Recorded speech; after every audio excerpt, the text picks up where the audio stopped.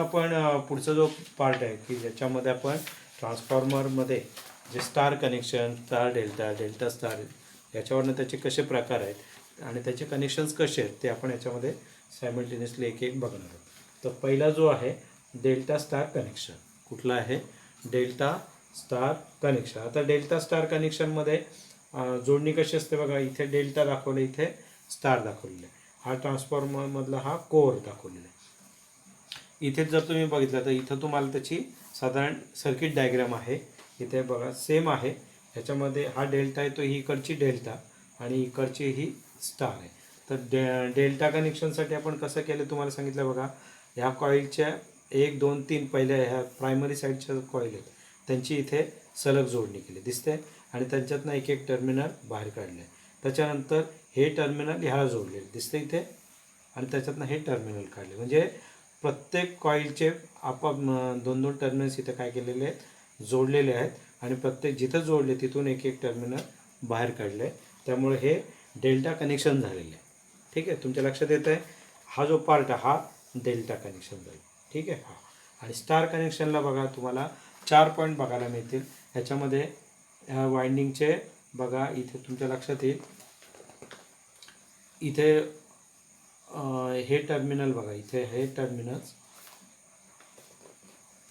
ह्याच्यामध्ये स्टार जो पॉईंट आहे मधला पॉईंट आहे ते बघा 1 2 आणि 3 हे तिन्ही शॉर्ट केलेले दिसतात तुम्हाला. कुठला? Centre point. म्हणजे 1 2 आणि 3 हा जो आहे हा न्यूट्रल आहे. हा जो न्यूट्रल दिसतो इथे तुम्हाला. ठीक आहे, इथे हा न्यूट्रल दिसतो. ठीक आहे, म्हणजे 1 2 आणि 3 हे टर्मिनल्स काय केले तर एकमेकांना शॉर्ट करून हा न्यूट्रल. आणि प्रत्येकाचे जे उरलेले टोक आहेत त्याला आर, याला वाय आणि याला बी जोडलेलं आहे. या पद्धतीने इकडे डेल्टा आणि इकडे स्टार कनेक्शन आहे.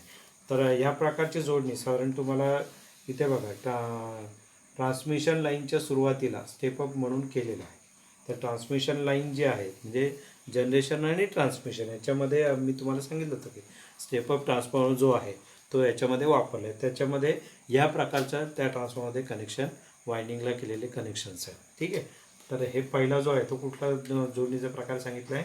Delta star connection 3 phase transformer. ठीक आहे, आता आपण नुसते कनेक्शन्स कसे आहेत ते पण फक्त बघणार. याच्यामध्ये डेल्टा स्टार आहे.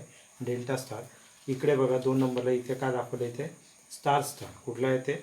दोन्ही वाइंडिंगचे टर्मिनल स्टार सारखे आहेत. स्टारमध्ये तुम्हाला सांगितलं की इथं ही प्रायमरी साईड, ही सेकंडरी साईड आहे. प्रायमरीमध्ये तुम्हाला काय सांगितलं होतं बघा, इथे साधारण तुमच्या लक्षात येईल. इथे हा बघा, इथे हा एक, हे दुसरे जे टोक आहेत ती काय केलेत बघा, तिन्ही शॉर्ट केलेत दिसत आहेत इथे. हे एक, त्याच्यानंतर बघा हे 1 2 आणि 3 हे टर्मिनल्स काय केलेत एकमेकांना शॉर्ट केले, त्याला न्यूट्रल जोडले. आणि प्रत्येक ह्याचे दुसरे जे टोक आहेत ते बघा त्यांना काय केलं आपण, सप्लाय दिलेलं आहे. ठीक आहे, किंवा ह्याला आपण 1 नंबर बघू आणि हे जे उरलेले टोक आहेत त्यांना आपण काय केले, शॉर्ट केलेत. इथे सुद्धा सेम पद्धतीचं तुम्हाला सेकंड जाईल. इथे सुद्धा स्टार कनेक्शन आहे. आर वाय बी सप्लाय एका वाइंडिंगच्या एक एक टोकाला दिलेलं दिसतं आणि त्याचे उरलेली दुसरी टोकं बघा काय केलेत, शॉर्ट केले दिसतंय बघा. हे टोक आणि हे टोक आणि ते कशाला जोडले, न्यूट्रल. लक्षात आलं तुमच्या? तर या पद्धतीने याचं जे कनेक्शन आहे ते कुठल्या प्रकारचं आहे, स्टार स्टार. पहिला बघितलं आपण डेल्टा स्टार.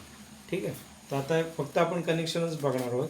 त्याच्या पुढचं जे कनेक्शन आहे ते कुठल्या प्रकारचं बघा, इथे डेल्टा डेल्टा. कुठला आहे? डेल्टा. म्हणजे हे डेल्टा हे डेल्टा. आता साधारण कनेक्शन तुमच्या आता लक्षात आलेले आहेत. डेल्टाला काय केलेले आहेत, इथे ही 2 2 टर्मिनल्स यांची टोकं जोडलेली, त्यांच्यातनं एक एक टर्मिनल काढले. नंतर हे टोक आणि हे टोक यांना जोडून त्याला एक टर्मिनल. म्हणजे ह्या पद्धतीने डेल्टा कनेक्शन असतं. सेम कंडिशन इकडे आहे. इथे सुद्धा तुम्हाला बघायला मिळेल की प्रत्येकाची या वाइंडिंगचे दोन्ही टोकं इथे जोडले, त्यांच्यातनं टर्मिनल काढले आणि उरलेले हे टोक आणि हे टोक यांना जोडून इथे काढले. म्हणजे ही प्रायमरी साईड, ही सेकंडरी साईड. ठीक आहे, लक्षात आलं तुमच्या? तर हे झालं डेल्टा डेल्टा. नंतर स्टार डेल्टा.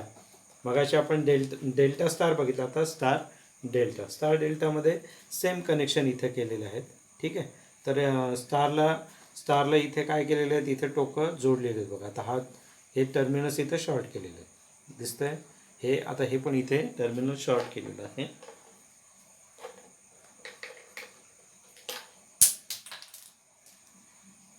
या इथे या इथे हे जोडलेलं आहे. ठीक आहे,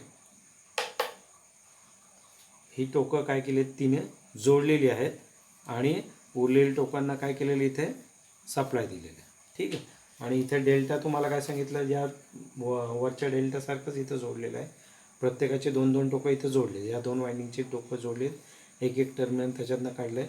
नंतर हे उरलेलं आणि हे टोक यांना जोडलेलं आणि ह्याच्यातनं हे टोक काढले. तिथे RYB सप्लाय देऊन या पद्धतीची स्टार डेल्टा कनेक्शन केलेलं आहे. ठीक आहे, स्टार इंटरस्टार याच्यामध्ये काय केलं जातं की या प्रकारच्या दोन्ही ह्याच्यामध्ये जी वाइंडिंग आहे, तर इंटरस्टारमध्ये नॉर्मल वाइंडिंगपेक्षा 15.5% याच्यामध्ये जादा वाइंडिंग टाकली जाते आणि ह्याचा जो न्यूट्रल पॉईंट आहे किंवा अर्थ ह्याच्यामध्ये केलेला नसतो आणि यांचा उपयोग जनरली वाळवंटी प्रदेश किंवा डोंगराळ भाग अशा ठिकाणी या प्रकारच्या ट्रान्सफॉर्मरचा वापर केला जातो. ठीक आहे, इथपर्यंत हे लक्षात आलं असेल.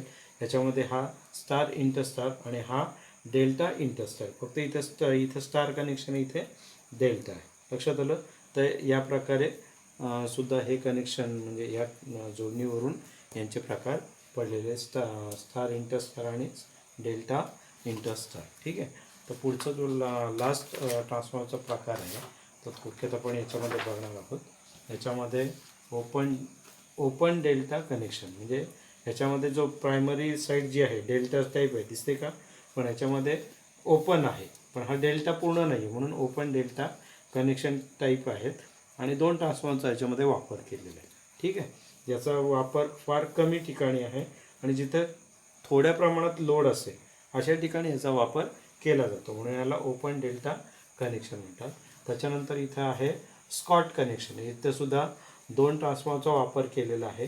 ह्याच्यामध्ये याची जी दुसऱ्या याला काय केलेलं आहे, टॅपिंग, मध्ये सेंटरला टॅपिंग केलेलं आहे. लक्षात आलं. याचा उपयोग 3 फेज सप्लायचं 2 फेज सप्लायमध्ये रूपांतर करण्यासाठी किंवा त्याच्यातून 2 फेज सप्लाय काढून घेतलं जातं, त्यासाठी हा स्कॉट कनेक्शनचा वापर केलेला आहे. याच्यामध्ये 2 ट्रान्सफॉर्मरचा वापर केलेला आहे. तर इथपर्यंत ट्रान्सफॉर्मरच्या जोडणीवरनं त्यांचे जे प्रकार आहेत ते तुम्हाला इथे कळलेले आहेत. ट्रान्सफॉर्मरचा अजून एक महत्त्वाचा उपयोग आपल्याला बघायला मिळेल, ज्याला आपण करंट ट्रान्सफॉर्मर आणि पोटेन्शियल ट्रान्सफॉर्मर असं म्हणतो. तर CT आणि PT, तर हे दोन्ही जे ट्रान्सफॉर्मर आहेत ह्याचा वापर जसं आता करंट ट्रान्सफॉर्मर याचा वापर हाय टेन्शन लाईनमधला जो करंट आहे, विद्युत प्रवाह आहे, तो मोजण्यासाठी आपण त्याचा वापर केला जातो. हाच CT परत रिलेसाठी त्याला रिलेमध्ये सुद्धा त्याचा वापर दिला जातो, म्हणजे जो काही सिग्नल आहे तो रिलेला पोचवून रिलेमार्फत सेफ्टीसाठी त्याचा वापर केला जातो. सेम पद्धतीने पोटेन्शियल ट्रान्सफॉर्मरचा वापरसुद्धा हाय टेन्शन लाईनमधील विद्युत दाब मोजण्यासाठी याचा वापर केला जातो. तोच पुढे रिलेसाठी सुद्धा तो कनेक्शन पुढे दिलं जातं. तर ह्याच्यामध्ये हा जो करंट ट्रान्सफॉर्मर आहे ह्याच्यामध्ये ही हाय टेन्शन लाईनमधली समजा ही हा फेज आहे, R फेज आहे समजायचा.